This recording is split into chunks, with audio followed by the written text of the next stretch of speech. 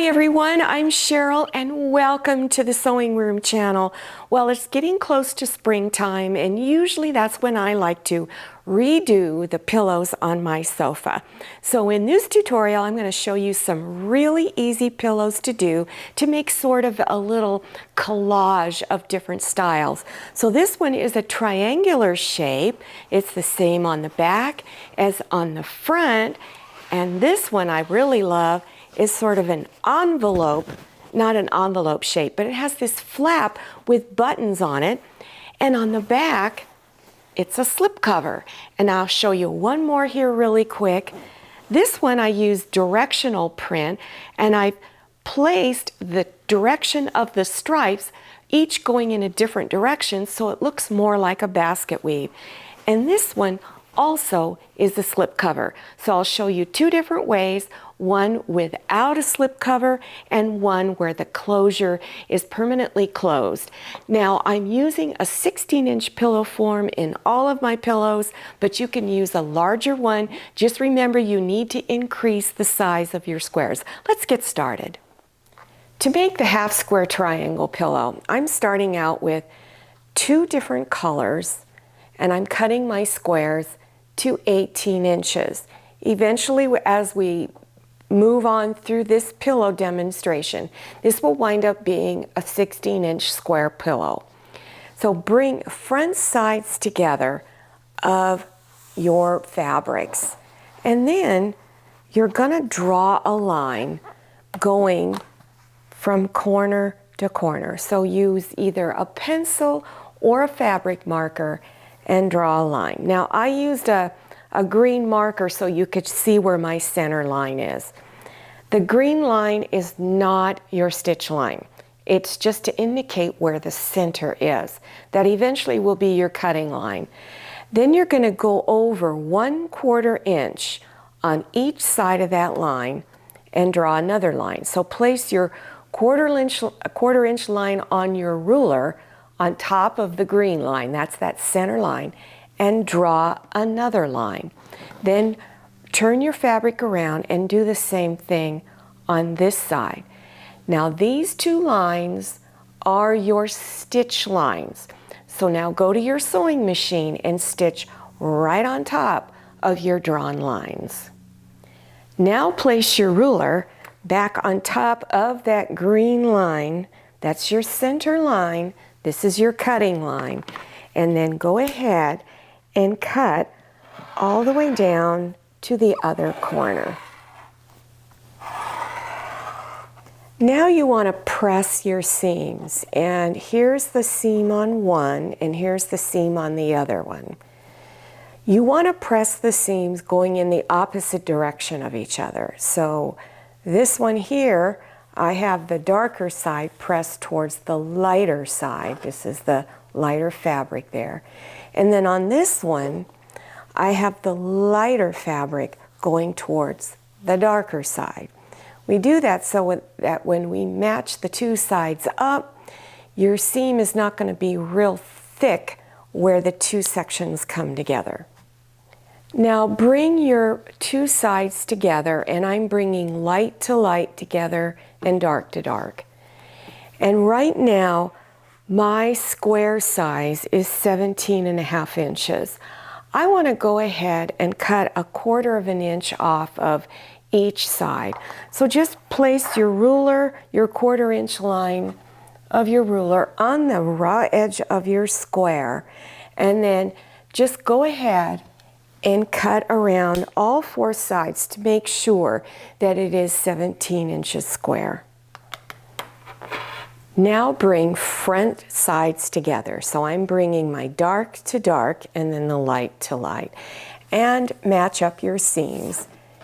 And you're going to place pins around all of your edges. But here in the corner where these seams come together, you'll notice that, at least it should be, one seam is going in one direction, the other seam is going in the other. So you want to lock it in real tight so that it feels flat there.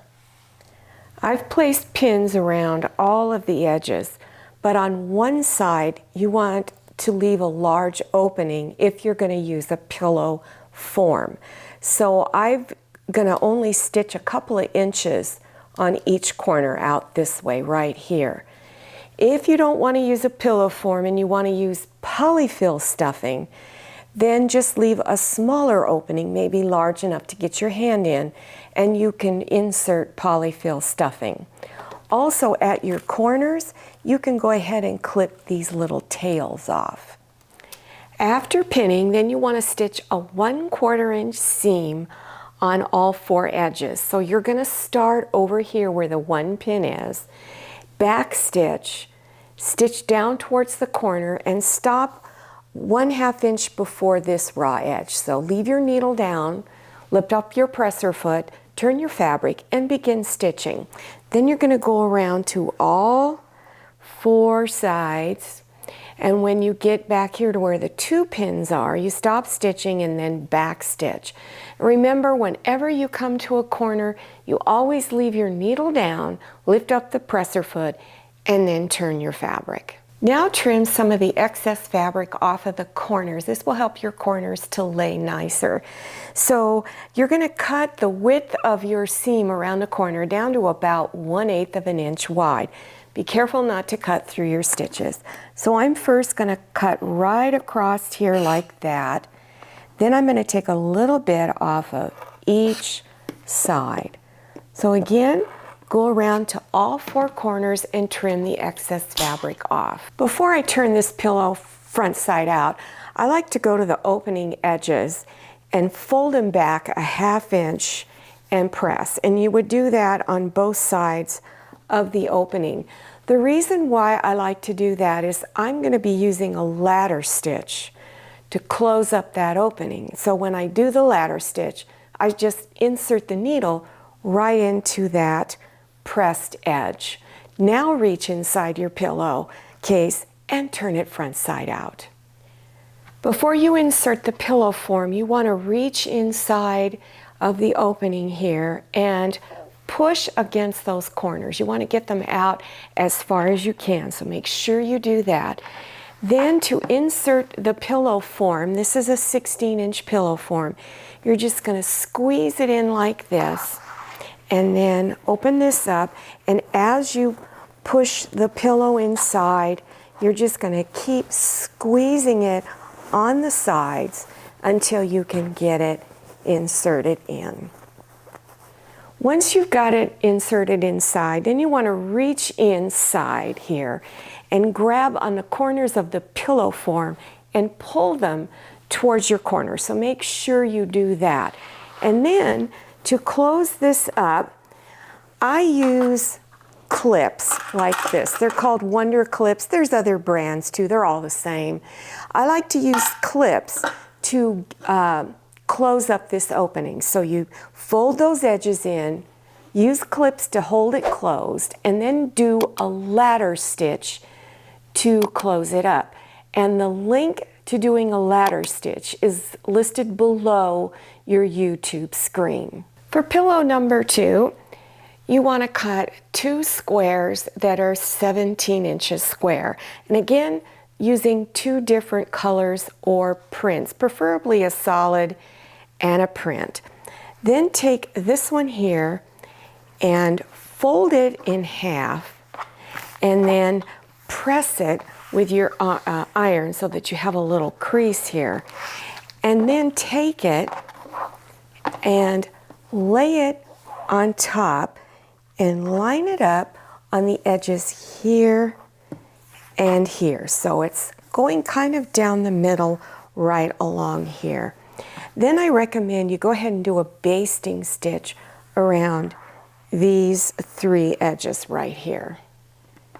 I'm using these large buttons. I didn't have any wooden ones, and I think for a pillow the wooden buttons would look the nicest.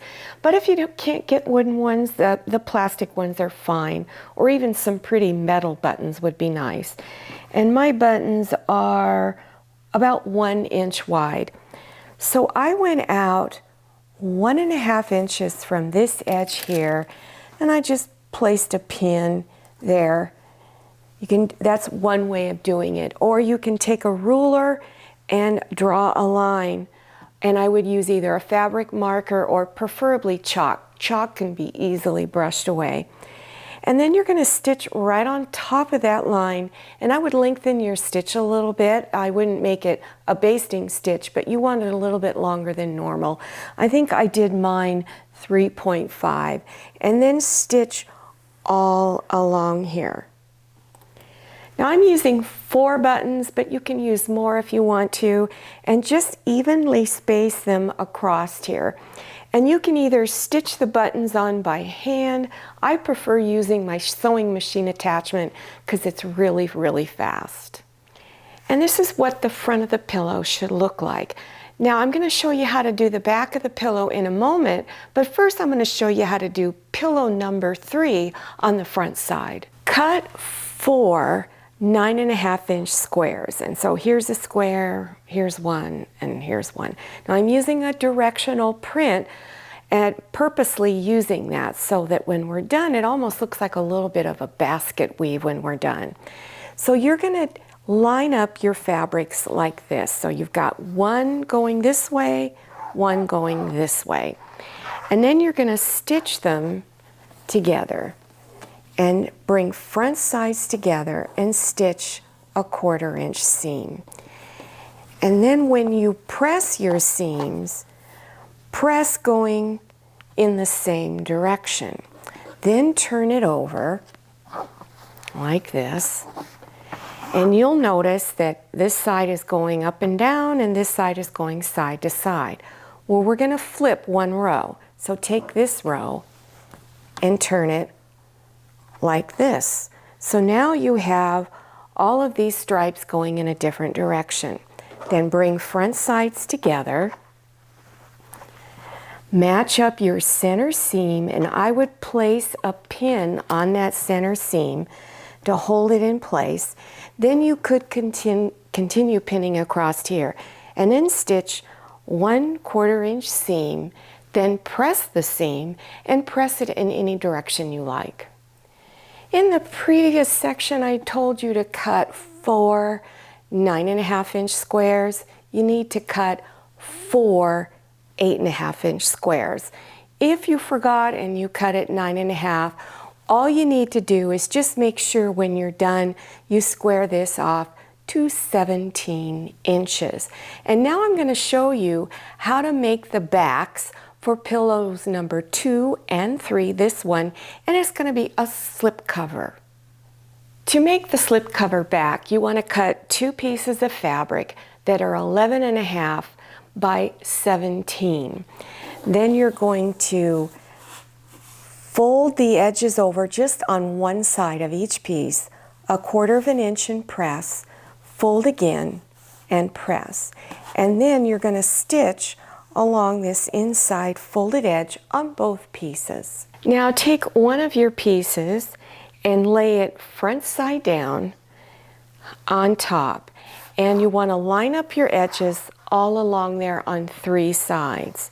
Then take your other one and bring it front side down and take this and overlap them, and then line them up on 3 edges.